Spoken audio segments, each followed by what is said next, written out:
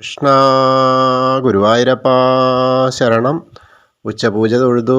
വളരെ സന്തോഷമായി. ഇന്ന് ഗുരുവായൂരപ്പന് ഉദയാസ്തമന പൂജ ഉണ്ടായിരുന്നു. അത് കാരണം കുറച്ച് ഇടയ്ക്ക് ഇടയ്ക്ക് നിർത്തിയിട്ടാണല്ലോ. അതുകൊണ്ട് ഭക്തർക്ക് കുറച്ചൊരു ബുദ്ധിമുട്ടുണ്ടായിച്ചാലും ശ്രീലകത്തേക്ക് നോക്കുമ്പോൾ അത് വളരെ സന്തോഷമായിട്ടാണ്. ഇന്ന് ശ്രീലകത്ത് ഒരു 3 കാലുള്ള ഒരു മറ്റേ എന്താ പറയുക, ഒരു സ്റ്റൂള് പോലെ അതിൻ്റെ മുകളിലാണെന്ന്, ഒരു പീഠത്തിൻ്റെ മുകളിലാണ്, 3 കാലുള്ള ഒരു പീഠമാണ്.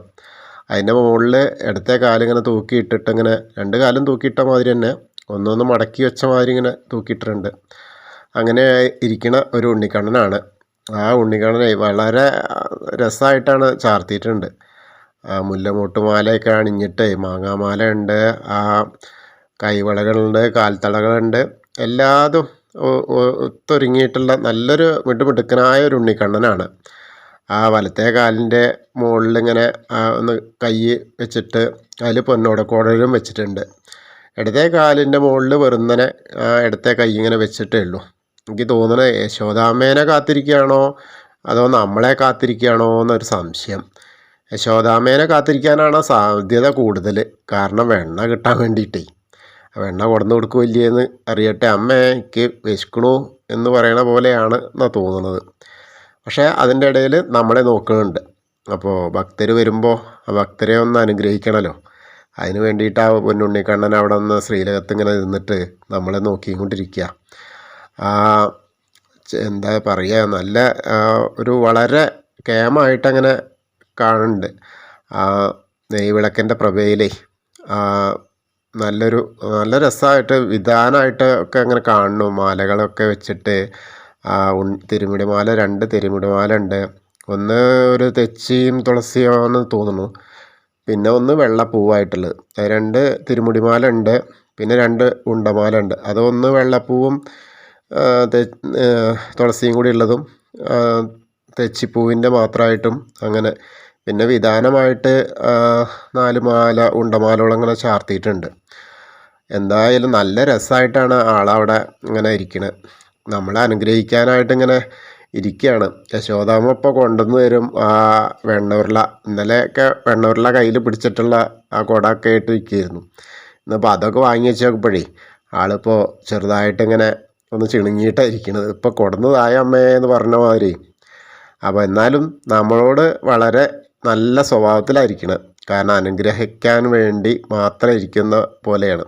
പുഞ്ചിരിയൊക്കെ ആയിട്ട് അമ്മോട് പണക്കുണ്ടെങ്കിൽ കൂടി കൊടുന്നു തരാൻ വേണ്ടിയിട്ടേ, വഴുകുന്നതിനൊരു ചെറിയ പണക്കുണ്ടെങ്കിൽ കൂടി ഭക്തരോട് നല്ല സൗമ്യമായിട്ടുള്ള ഇരുത്താണ്. കാരണം എന്തും പറഞ്ഞാൽ കേൾക്കുന്ന തരത്തിലാണ് ആ ഉണ്ണിക്കണ്ണൻ ഇരിക്കുന്നത്. നല്ല മിടുമിടുക്കനായിട്ട് ചാർത്തിയിട്ടുമുണ്ട്. ഇന്ന് ശരിക്കും പറഞ്ഞാൽ ചാർത്തിയത് ഉച്ചപൂജയൊക്കെ ഉണ്ടായത് മൂന്നൂലം സുബ്രഹ്മണ്യൻ ഓദിക്കനാണ്. ഉച്ചപൂജ അതെ, കളഭാലങ്കാരും അതെ. അത് രണ്ടൊന്ന് ചേർത്തിയത് സുബ്രഹ്മണ്യൻ ഓദിക്കനാണ്. അത് നന്നായിട്ട് ചാർത്തിയിട്ടുമുണ്ട്. കളഭം കൊണ്ട് തന്നെ മയിൽപ്പീലിയുണ്ട്, കീടൊക്കെ വെച്ചിട്ടുള്ള ആ ഉണ്ണിക്കണ്ണനെ ഇങ്ങനെ കാണാനേ എന്താ ഒരു രസം എന്നറിയും, കൗതുകമാണ് നമുക്ക്. അപ്പോൾ എല്ലാവരും, എന്നെ ശ്രവിക്കുന്ന എല്ലാവരും നമ്മളെ ഗുരുവായൂരപ്പനെ, ആ ഉണ്ണിക്കണ്ണനെ, ആ സ്റ്റൂളിൻ്റെ മുകളിലിരിക്കുന്ന ആ ഉണ്ണിക്കണ്ണനെ, എന്താ പറയുക, അതിന് പ്രത്യേകം പറയാനുള്ള ഒരു ഇതും കൂടി കാണാനില്ല. അത്രയ്ക്കും വിശേഷമായിട്ടാണ് ഇരിക്കുന്നത്. അപ്പോൾ അദ്ദേഹത്തെ നമ്മൾ സോപാനപ്പടിയിൽ ചെന്നിട്ട് നമ്മൾ ശ്രീലകത്തോട്ട് നോക്കിയിട്ട് ആ ഗുരുവായൂരപ്പനെ, ഉണ്ണിക്കണ്ണനെ അങ്ങനെ മനസ്സാൽ കണ്ട് തൊഴുന്നതായിട്ട് അങ്ങനെ ചിന്തിക്കുക, അങ്ങനെ സ്മരിക്കുക. അപ്പോൾ നമ്മളെ അവിടെ മനസ്സവിടെ എത്തി എന്നുള്ളതാണ്. അപ്പോൾ എല്ലാവരും അവിടെ, എല്ലാവർക്കും അവിടെ പോയിട്ട് ദർശിക്കാൻ കഴിയണില്ലല്ലോ. അപ്പോൾ എന്നെ കേൾക്കുന്നവരെല്ലാവരും അവിടെ എത്തി എന്നുള്ളതും, അവിടെ മുന്നിൽ നിന്നിട്ട് ഗുരുവായൂരപ്പനെ തൊഴുകയാണ്, ഉണ്ണിക്കണ്ണനെ തൊഴുകയാണെന്നുള്ളത് സങ്കല്പിച്ച് നമ്മളെ എന്താ പറയുക, അല്ലലും ആവലാതിയും ഒക്കെ അവിടെ ബോധിപ്പിക്കുക. നല്ലതും ചീത്തയും എല്ലാതും ആ ഗുരുവായൂരപ്പനിൽ സമർപ്പിക്കുക. അപ്പോൾ എല്ലാവർക്കും നല്ലതേ ഭഗവാൻ വരുത്തൂ. എല്ലാ സ്ഥിതിയും അവർ തന്നെയാണ് ചെയ്യുന്നത്. ഗുരുവായൂരപ്പൻ്റെ ആ ഒരു മഹത്വം മാത്രമാണ് ഈ ലോകം ഇങ്ങനെ നിലനിൽക്കുന്നത്.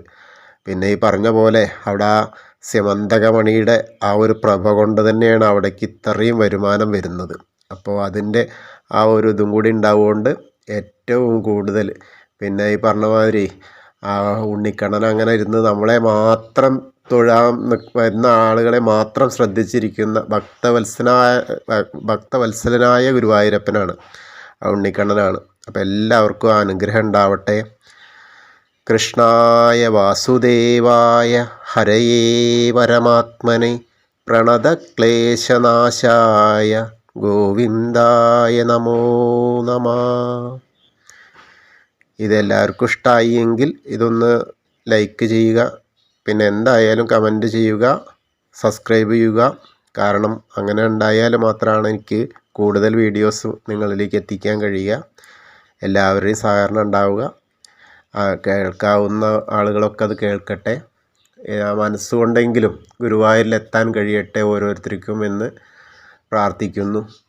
ഹരേ കൃഷ്ണ.